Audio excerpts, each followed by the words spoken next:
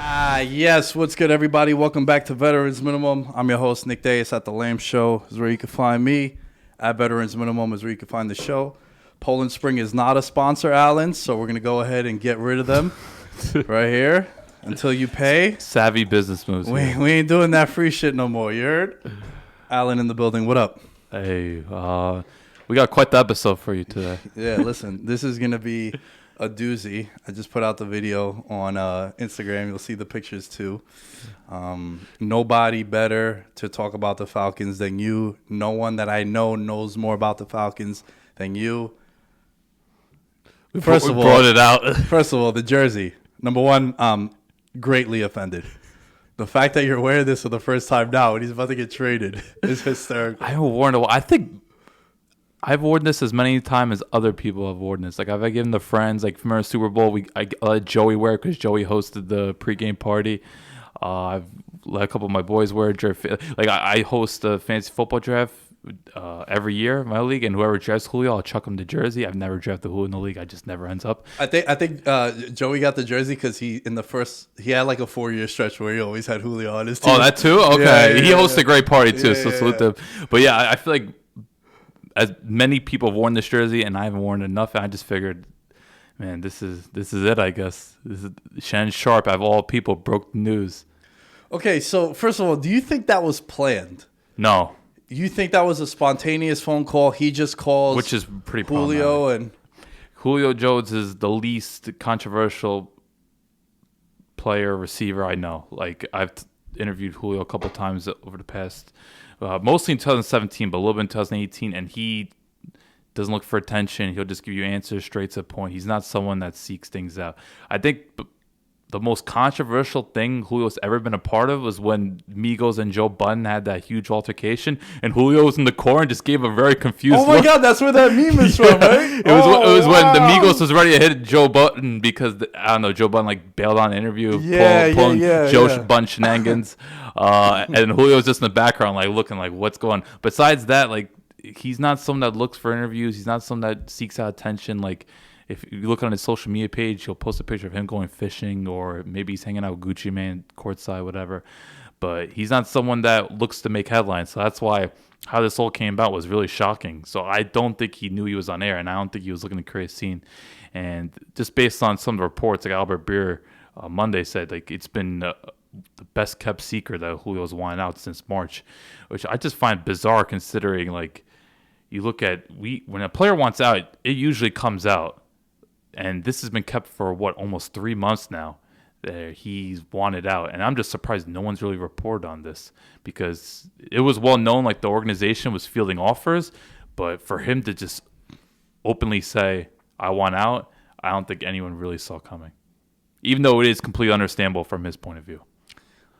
As you're talking, I'm trying to remember times where he complained about not enough catches or not enough targets or him getting at it with Matt Ryan, and you would know better than me.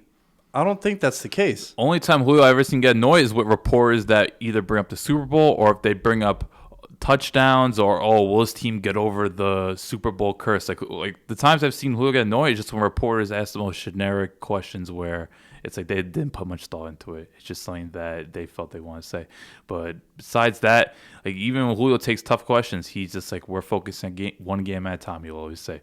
In our locker room, we're a tight-knit unit. Like, we don't really pay attention to outside noise. And he really isn't like a big media person. You don't really see him go on podcasts much.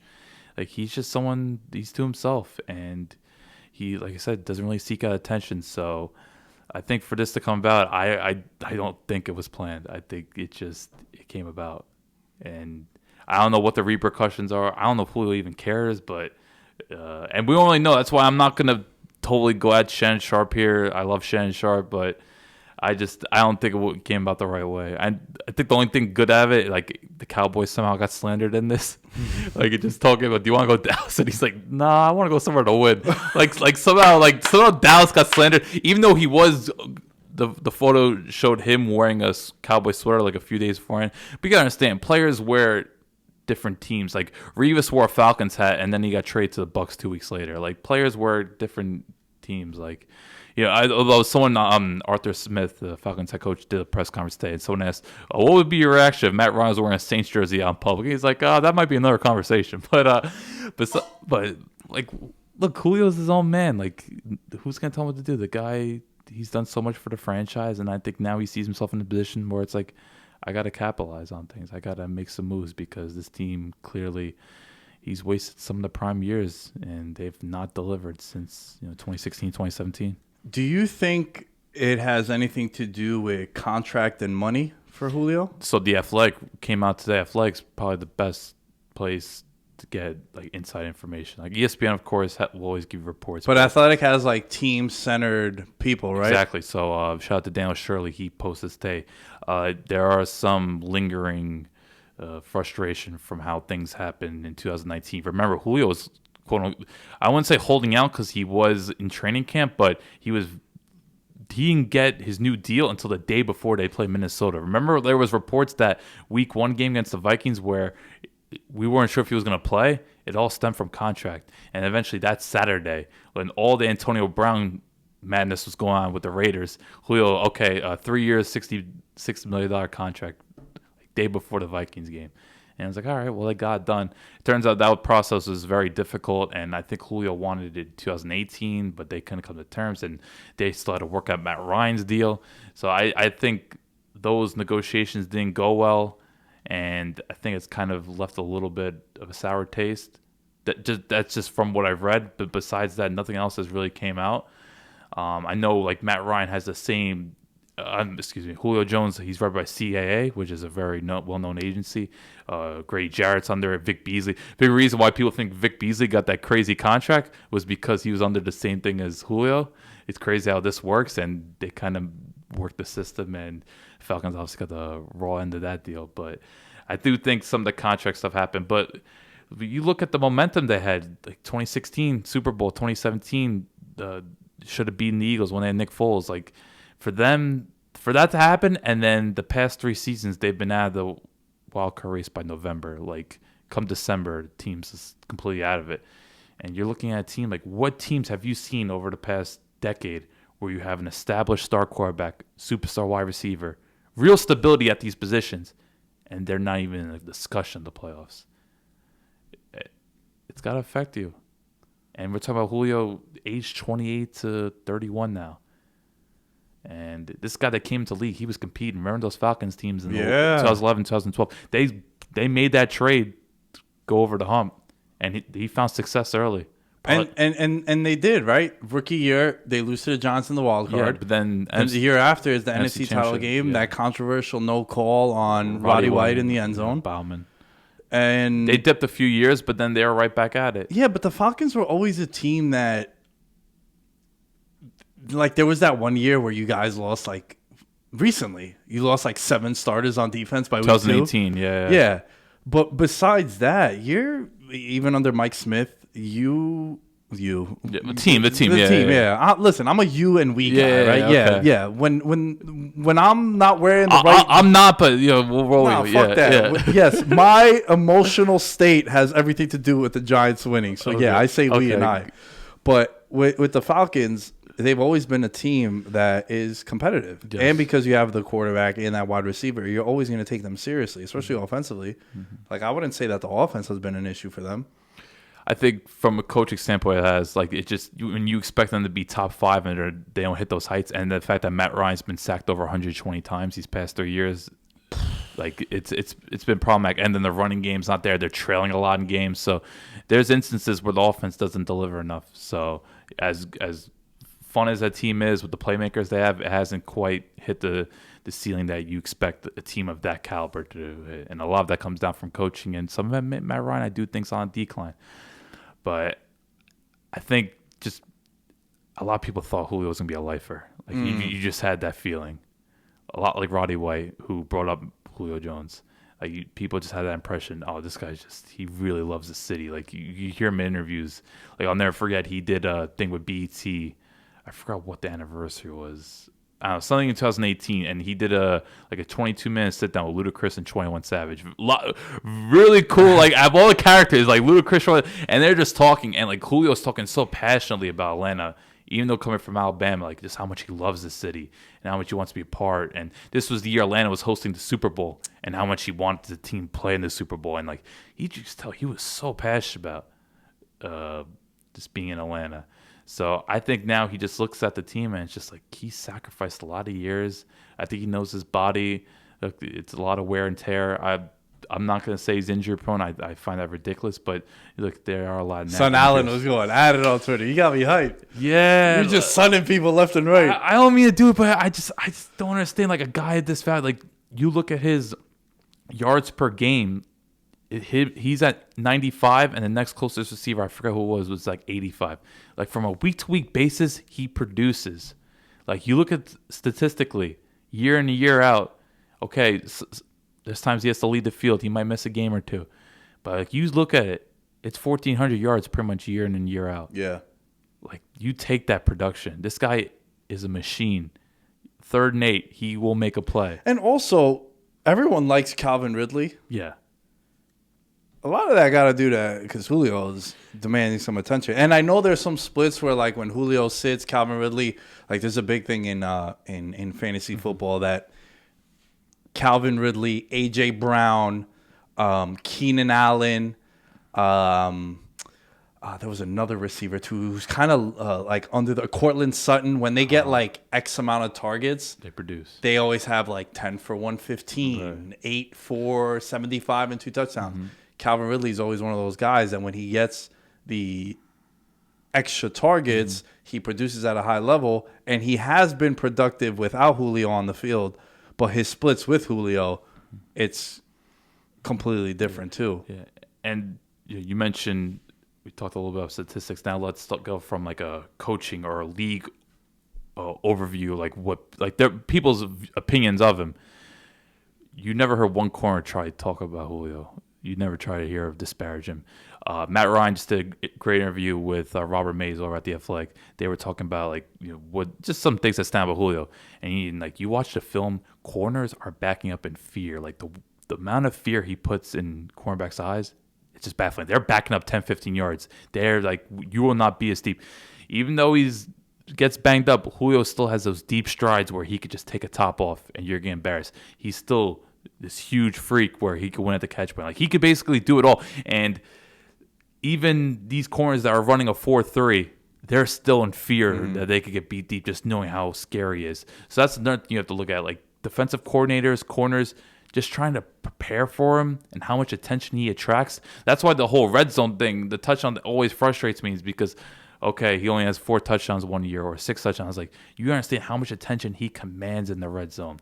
And that opens up things for Mohamed Sanu and Austin Hooper. Austin Hooper, fine tight end. Should give some money to Julio for getting him paid. Yeah. Like, it's funny. I was listening to a Ringer podcast today, and they mentioned, maybe Julio could go to Cleveland. And I was like, hey, I think Austin Hooper would love that. But I don't know how that dynamic would fit with Odell and Landry.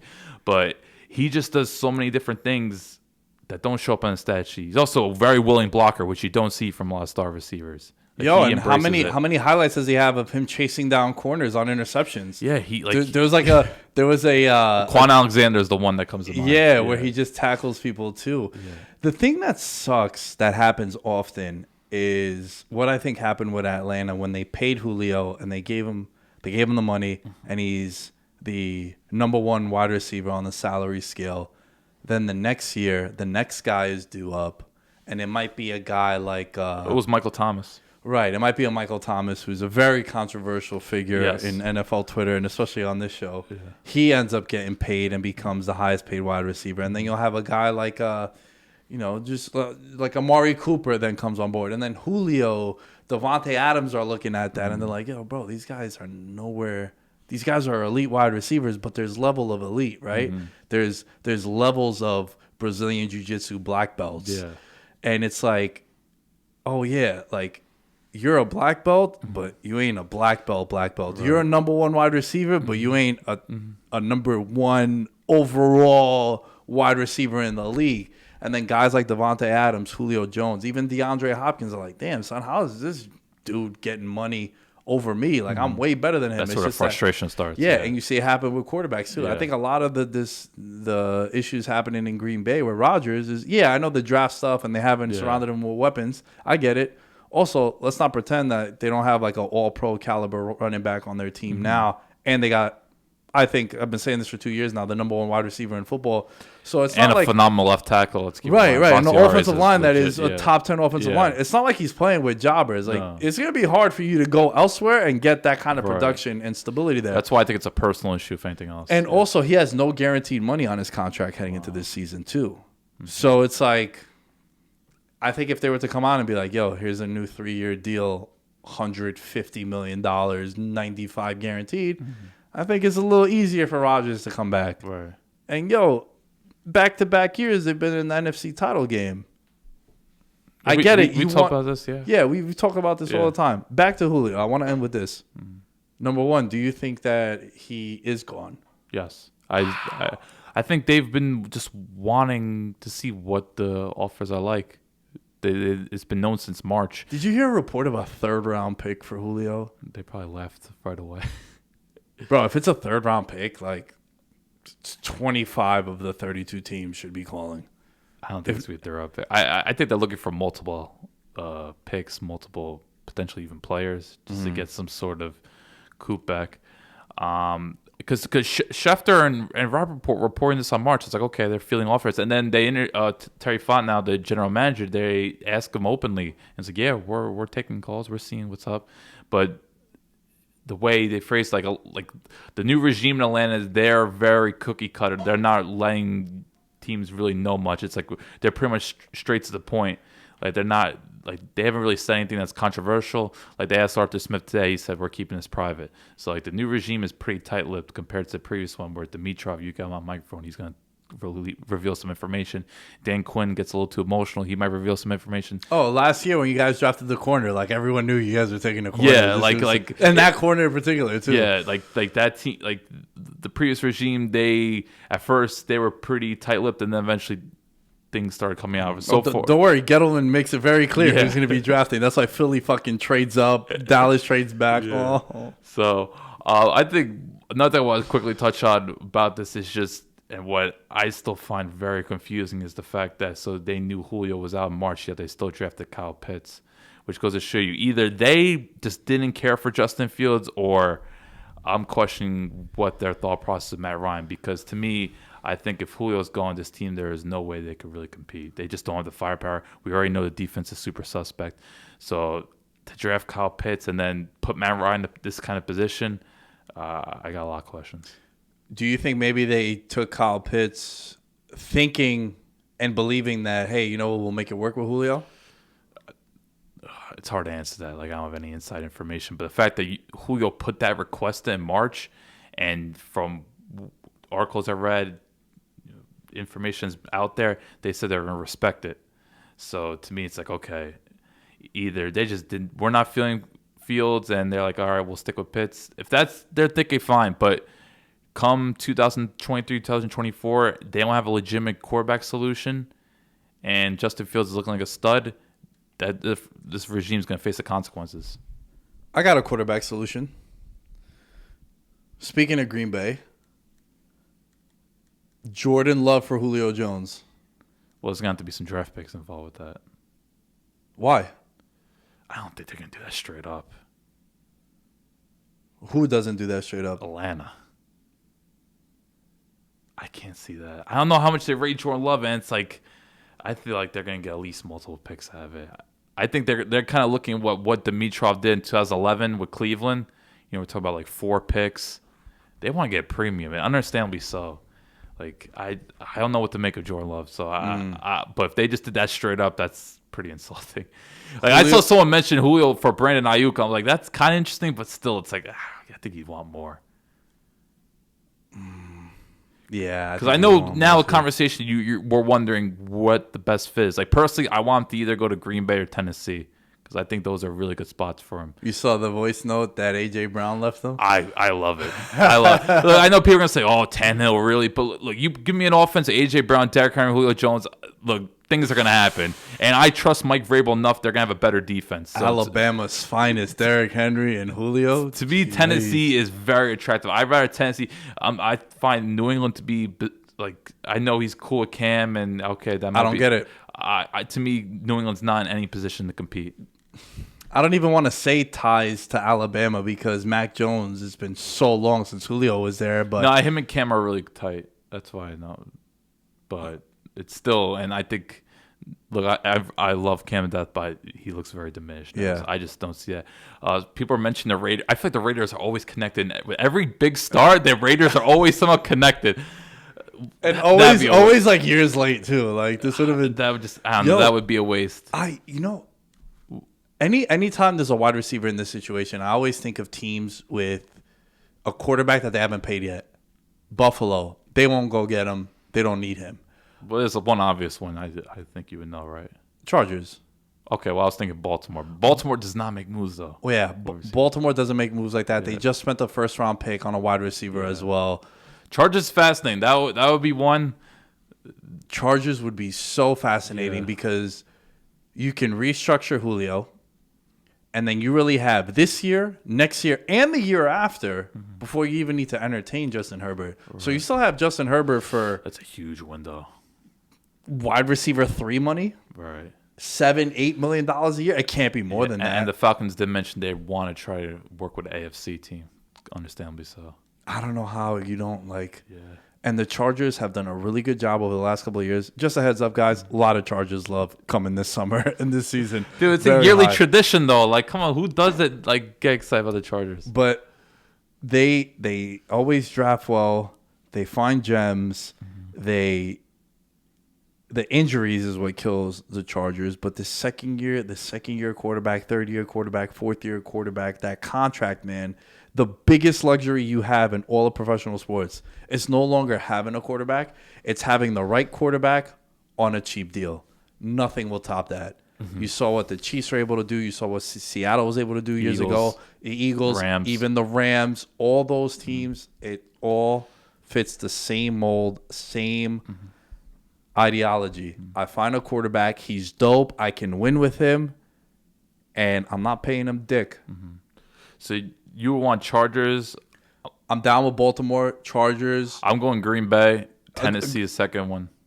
For the love of God, if you're Green Bay, like how do you just make it work, dude? Dude, that is so absurd. Like if I'm a defense preparing for that, I'm just like, I'm just telling offense, you have to. Bro, score you can't 40. even get. Can you even get Julio and Devontae on your fantasy team? Is it possible? Last year you couldn't. I think Julio's dipped a little bit because the targets might not be there. Because Devontae's taking the targets. So I think Julio's now in the position where he doesn't care about numbers. But he's knowing gonna put how Rodgers is, 18 targets for Devontae, 15 for Julio. I really want it to happen. And if you talk to Green Bay fans, and just from my experience watching Falcons, I think besides Tampa, I think Green Bay is the most tortured franchise when it comes to Julio. Like Julio is tortured. Bro, that's the origins. We're talking about the Monday night game. We're talking about the NFC Championship. There's probably oh my God, he took that drag. Yeah, he put up 180 and 2 TDs in that NFC Championship game. That's the Julio I need every week. Yeah, and the Monday night game, I think it was like 14 for like 255, and it's just. I think Green Bay's been victimized a lot over the years, so I like to see them get it. But Tennessee would be cool because I know AJ Brown really idolizes Julio, and just seeing those two freaks